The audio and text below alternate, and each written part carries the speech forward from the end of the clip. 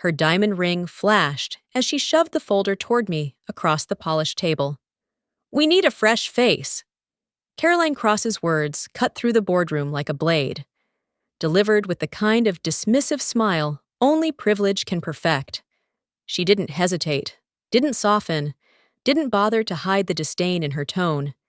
It wasn't human resources ending my career. It wasn't even the CEO. It was his wife. The humiliation was unbearable, made crueler by the timing. Only minutes earlier, I had stood in this very room, presenting a $72 million profit increase. Applause had followed. Stiff but undeniable. That number was supposed to secure my future. Instead, it became the backdrop for my downfall, twisted into a performance staged by someone who had never built a single brick of this company. My name is Celine Whitlow. For 18 years. I had given Halden and Cross Technologies everything: sleepless nights, missed family milestones, my health. I was the architect of our most profitable division, the strategist behind contracts that kept investors loyal, even in the bleakest markets. My power didn't live in headlines or champagne toasts. It lived in the scaffolding no one noticed until it was gone. Caroline was my opposite. She wasn't an executive. She wasn't even on payroll. Her title, Special Advisor, was a courtesy, a crown handed down from her husband. She thrived on appearances, drifting into meetings she didn't earn, correcting people who knew 10 times more than she did. Where I was discipline, she was vanity. Where I built, she consumed. And now, she was erasing me. Damian Cross, the CEO I had carried for nearly 2 decades, sat in silence, letting his wife humiliate me as if the company were their personal inheritance. Caroline signed the termination papers with a flourish, smirking as though she had conquered a rival. To her, it was victory. To me, it was betrayal deeper than words. But her arrogance blinded her. With that careless signature, she unknowingly set something else in motion. Hidden in the framework of contracts I had crafted was a safeguard no one had paid attention to. The mirror clause. And it had just been triggered. The humiliation of the boardroom lingered long after the echo of Caroline's words faded. I sat alone in my office, the termination papers resting like a stone on my desk. My hands trembled as I touched the embossed company seal, not from fear, but from the weight of betrayal pressing on my chest. 18 years. That was how long I had given them. I thought back to the nights I spent half asleep on airport benches. My laptop balanced on my knees, while announcements for delayed flights blared overhead. I remembered the hotel rooms that smelled of stale coffee and fatigue, the midnight calls from Tokyo, the pre-dawn negotiations with Zurich. My life was measured not in birthdays or anniversaries, but in quarterly reports and contract deadlines. The sacrifices had been endless. I worked through illness, coughing through conference calls, nursing fevers with aspirin while drafting clauses no one else could catch. I had missed family dinners, wedding anniversaries, and the quiet evenings my daughter had begged me to be home for. Each time, I told myself it was temporary, that the company needed me now, and life could wait. But the memory that cut deepest was one I had buried until now. My daughter's high school graduation. I had promised I would be there, that I would cheer the loudest when her name was called. Instead, I was across the country, chained to a boardroom table, salvaging a contract on the brink of collapse, when she walked across the stage in her cap and gown. My seat in the audience sat empty. She never complained, never said a word. But the look in her eyes when I arrived home told me everything. That was the price of my loyalty. And what had it earned me? A dismissal not even from the CEO himself, but from his wife, a woman with no stake in the sacrifices I had made, no scars from the battles I had fought to keep this company alive. A soft knock at my office door broke my thoughts. One of my colleagues slipped inside, eyes darting nervously down the hall before speaking. His voice was low, barely above a whisper. "Celine, she's been planning this. Caroline, She's been interviewing your replacement for weeks. The words struck harder than the termination itself. This wasn't about performance. It wasn't about the future of the company. It was personal, a vendetta disguised as strategy. I leaned back in my chair, the betrayal solidifying into something heavier than grief. All those years, all those sacrifices, erased not because I had failed, but because I had threatened someone who thrived on appearances, for the first time in 18 years. I wondered if my loyalty had been nothing more than a leash, tightening until the moment they decided to cut me loose. Injustice has a way of settling into your bones, heavier than anger, colder than grief. Sitting in the boardroom a week later, I felt its weight pressing down with every word Caroline Cross spoke. She was radiant that morning, dressed in designer silk, her manicured nails tapping confidently against the table as if she owned it. Technically, she didn't. But everyone knew Damien allowed her to stroll into meetings without invitation, to speak as though her name had been earned rather than married.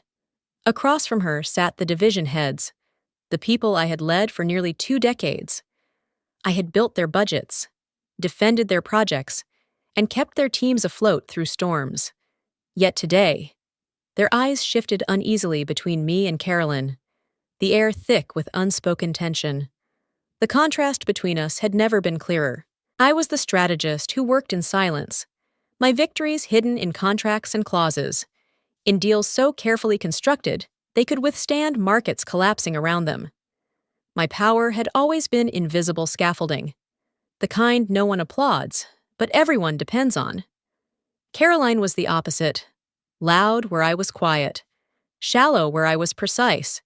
Her authority didn't come from labor or talent. It came from her husband's last name and the social currency she wielded like a weapon. To her, boardrooms were stages, and she was always the star. Halden and Cross is a brand, she declared, her voice carrying like a rehearsed performance. A brand must have a face that reflects its values, and sometimes, protecting the company's image requires making hard choices. Removing Celine was one of them.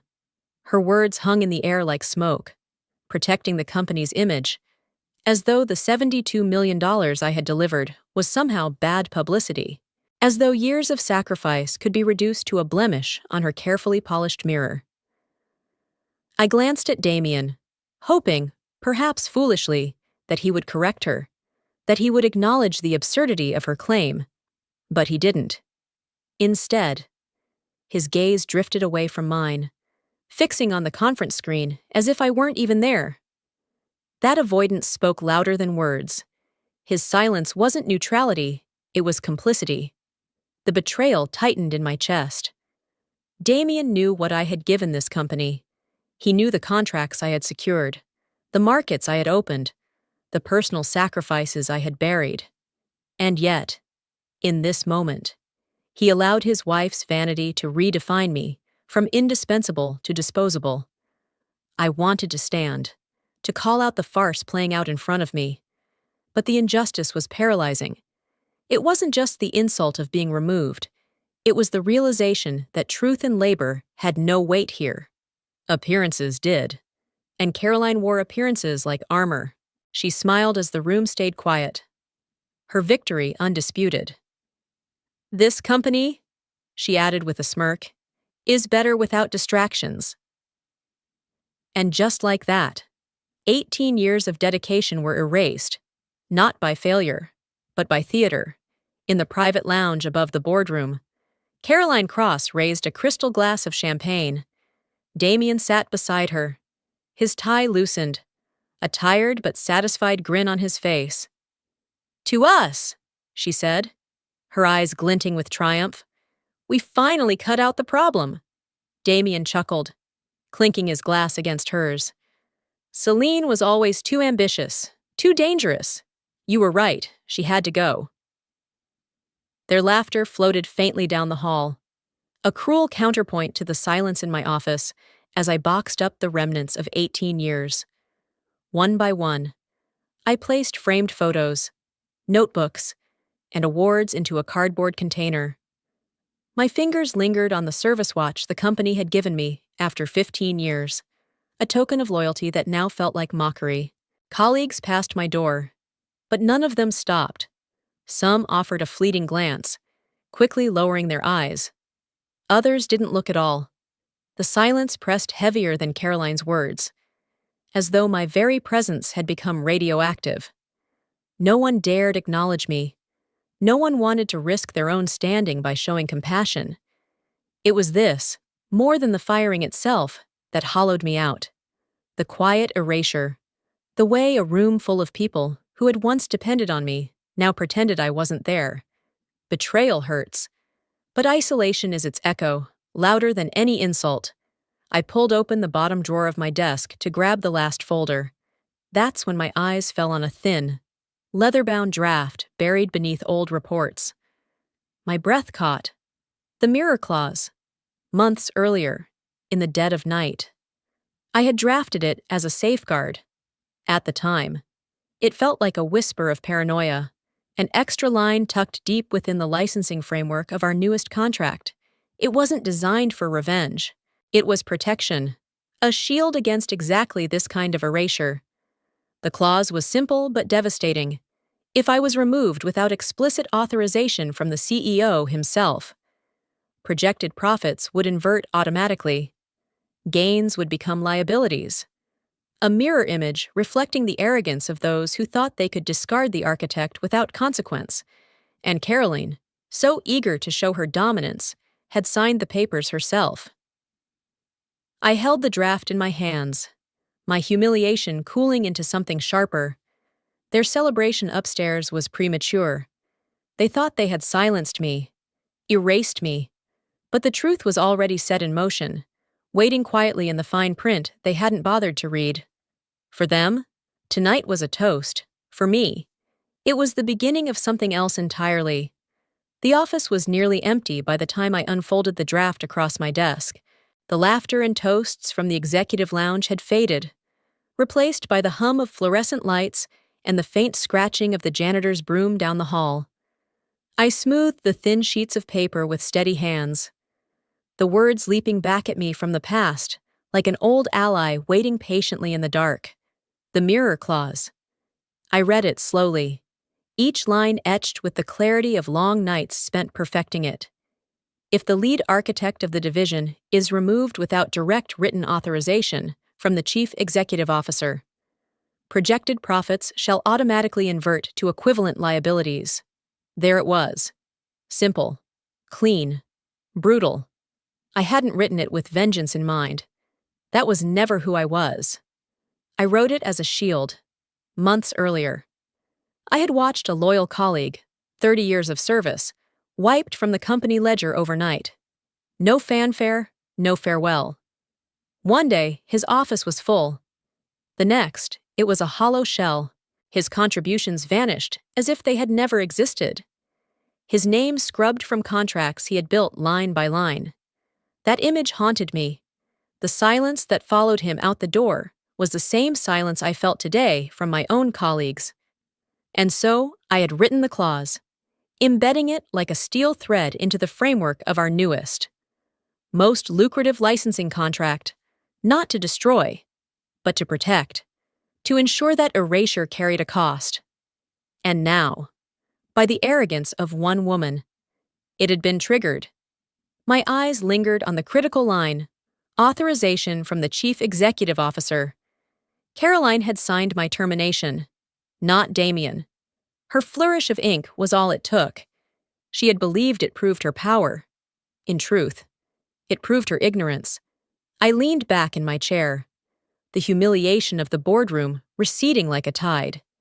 In its place came a calm, sharper than anger. Cold, deliberate determination. I no longer felt like the discarded scapegoat they imagined me to be. I felt like the architect I had always been, the one who built structures so strong they endured even when those at the top were blind to their foundations. Their victory toast upstairs was already curdling into defeat. They just didn't know it yet. I folded the clause neatly and slipped it into my bag.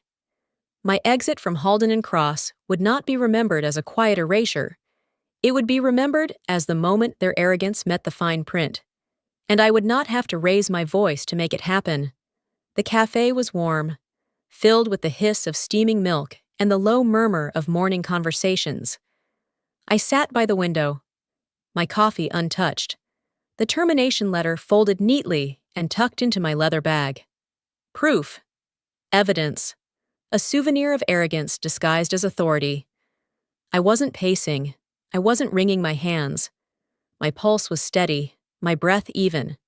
The world outside bustled with the usual rhythm of a trading day's opening bell. But I had no need to rush. The system I had built was already moving, invisible and unstoppable. By 9:30 a.m., the markets stirred. Zurich was the first to notice, deep within their data centers. Analysts stared at spreadsheets that no longer matched projections. The profit line, once a gleaming 72 million, had flipped. The screen now pulsed red. 144 kroner coined. Phones rang. Headsets crackled. Confusion spread like a contagion. Check again, a manager barked. But the system didn't care for disbelief. It simply executed the framework, turning arrogance into debt with the precision of a guillotine blade. I lifted my cup, taking a measured sip. Around me, the cafe's regulars tapped laptops, read newspapers, carried on with lives untouched by the chaos blooming continents away. I was invisible here, and I liked it that way. In London, an analyst named Whitaker scrolled through the contracts, his face paling as he traced the authorization log. The signature wasn't Damien Cross's. It wasn't the board's. It belonged to Caroline. He opened a new email, typing furiously. Sir, did your wife authorize Celine's removal? The system just inverted 72 O'Mallers to 144 O'Smallers. By the time he hit send, the first wave of investors had already noticed the shift. Traders frowned at screens.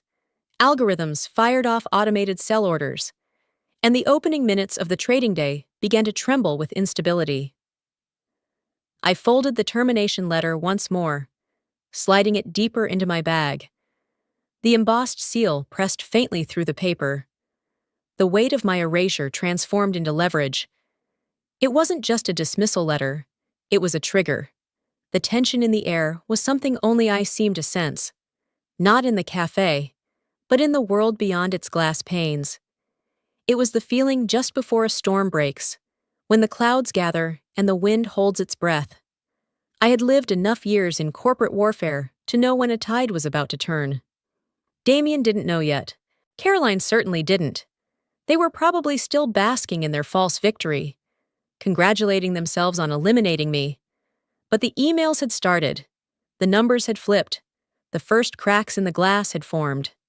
And I, sitting in the corner of a quiet cafe, was the only one who knew the full extent of what was coming.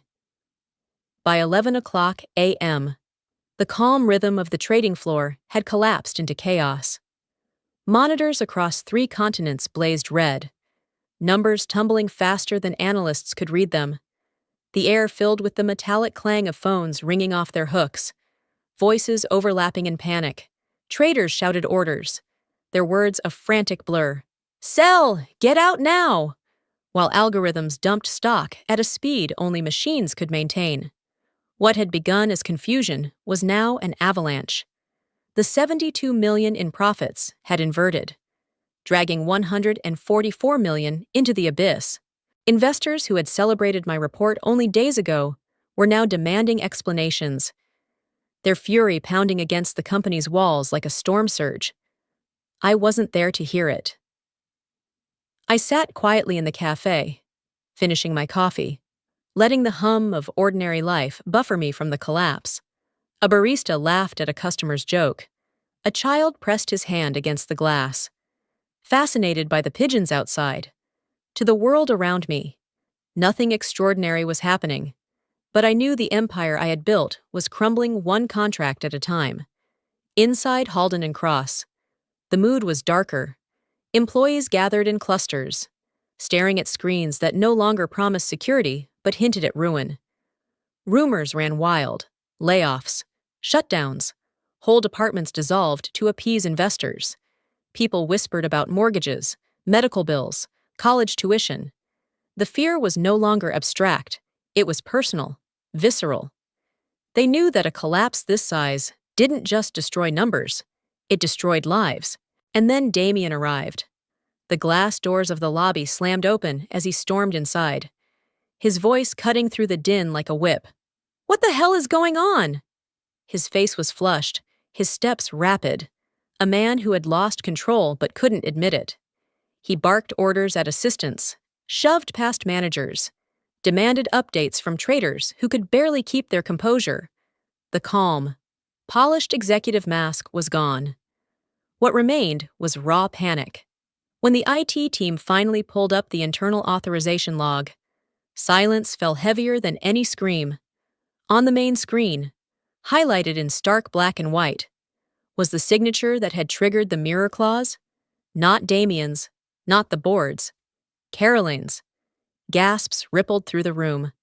Executives exchanged horrified looks, their eyes darting toward Damien. The arrogance of his wife, her need to prove authority, had become the fuse that lit the explosion.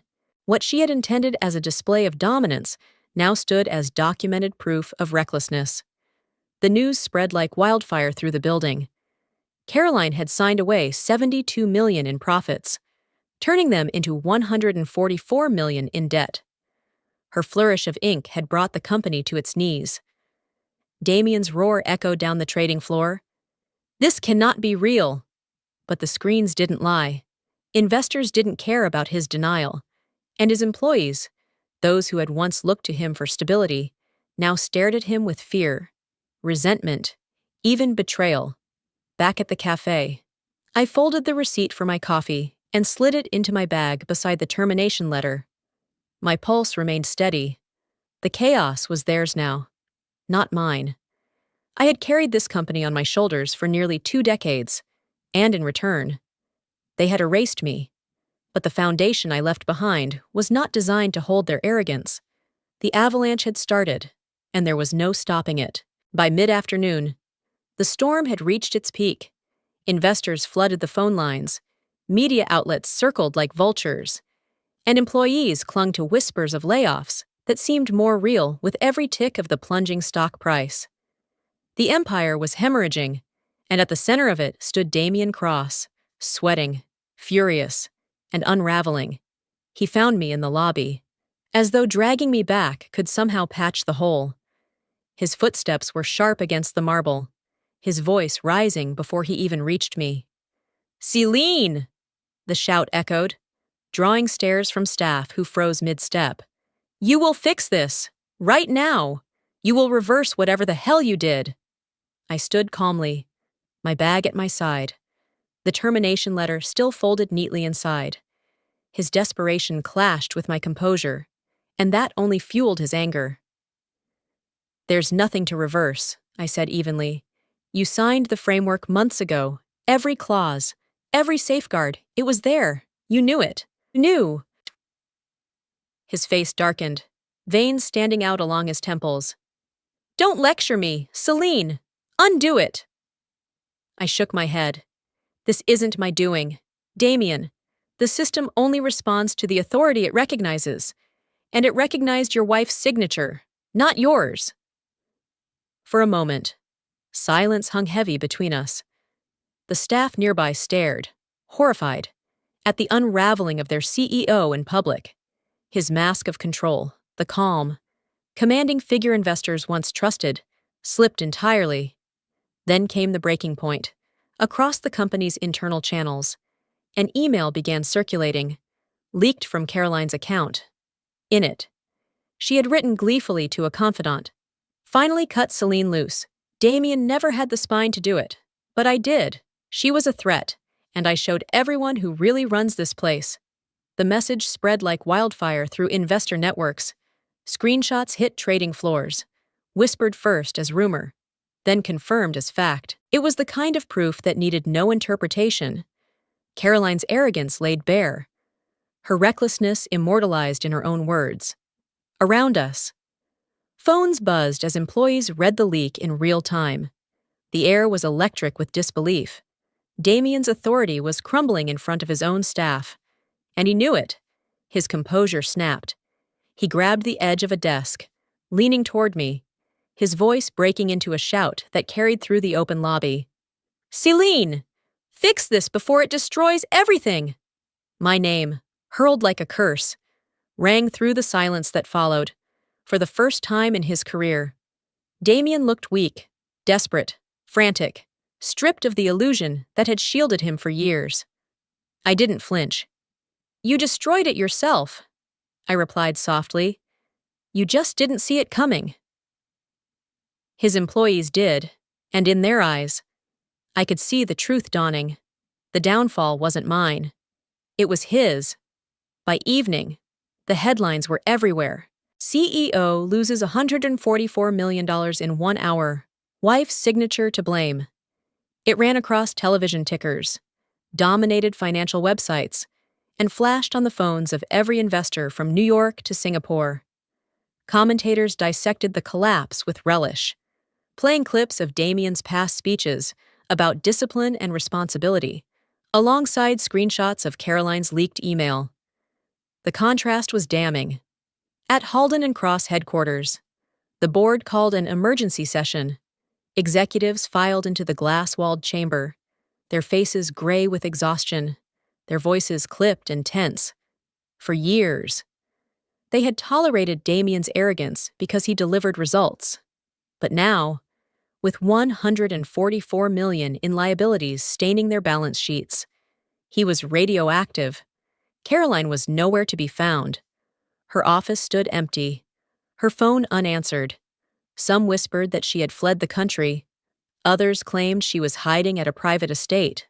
Whatever the truth, her absence was as telling as her presence had been. The woman who once basked in every spotlight had vanished when the glare turned hostile. In the hallways, a different current was flowing. The same employees who had avoided my eyes as I packed my belongings now exchanged quiet glances of relief. One murmured as I passed, "She was right all along." Another added, barely above a whisper, "If only they had listened." Their words were small, but they carried the weight of vindication. Justice rarely comes in thunderclaps. Sometimes it arrives in the subtle shift of a crowd's perception. In the moment, whispers replace silence. I felt that shift now. The narrative had changed. I was no longer the erased strategist, but the warning they had ignored. Meanwhile, Damien faced not only the fury of investors, but something far more dangerous: his own workforce. Pension funds tied to Halden and Cross stock had evaporated in the collapse, leaving thousands of employees staring at diminished futures. By late afternoon, law firms were already drafting the paperwork for class action lawsuits. Threats of litigation spread across the company's internal channels like wildfire. For the first time, Damien wasn't feared. He was cornered. The boardroom session stretched long into the night. Tempers flaring, voices raised. Reporters waited outside, cameras trained on the glass, eager for the image of a fallen king. Every minute that passed without resolution only deepened the sense of rot. And I, sitting in the quiet corner of a cafe with my bag by my side, watched the empire purge itself. This wasn't vengeance I had orchestrated, it was purification. Arrogance had sown the seeds. The claws only made them visible, for the first time in 18 years. I felt the scales tipping toward justice. The cafe had grown quieter by evening, its windows reflecting the warm glow of street lamps. I sat at my corner table, the same one where I had watched the storm gather. Only now the chaos belonged entirely to them. My phone buzzed steadily against the wood. Message after message lighting up the screen. Recruiters, investors, former clients. Offers rolled in faster than I could read them. Some wanted me to lead divisions, others to rebuild broken systems. A few simply wanted to know how I had done it. One message caught my eye. It wasn't from a recruiter or an executive, but from an old client who had watched the company's collapse from afar. For every worker they underestimated, You proved them wrong. I let the words sink in. They weren't congratulation. They were truth. For the first time in 18 years, I felt no obligation to answer calls, to justify myself, to defend numbers on a screen. I was free. The humiliation they had tried to stamp on me had turned into my liberation. A representative from a rival firm arrived shortly after. He didn't waste time with flattery or ceremony. He placed a single contract in front of me and said, "We know what you can do. We want you on our side." I read it once, twice, then reached for the pen. My hand was steady as I signed, my name flowing across the page, not as an employee desperate to belong, but as a consultant choosing her own terms. In that moment, my freedom was sealed. Meanwhile, across the city, Halden and Cross reeled under the weight of its own arrogance. Within a week, Damian Cross had no choice but to resign. The board, the investors, even the employees he once commanded with fear, none of them would shield him. His empire had crumbled, not from sabotage, but from the blindness of thinking loyalty was expendable. I looked down at the service watch still strapped around my wrist, the one they had given me after 15 years. Slowly, I unclasped it and placed it on the table. The gesture was small, but final. That watch had once symbolized loyalty. Now it was nothing more than a relic. I no longer belonged to Halden and Cross. I belonged to myself. As I stepped out into the cool night air, I carried nothing but my bag, my contract, and the knowledge that justice had found its way. Quietly, precisely, without a single raised voice. Because sometimes the greatest revenge is not destruction, but walking away stronger. If this story moved you, share your thoughts below. What would you have done in Celine's place? Don't forget to like, share, and subscribe to the channel so more people can see stories of justice, resilience, and triumph.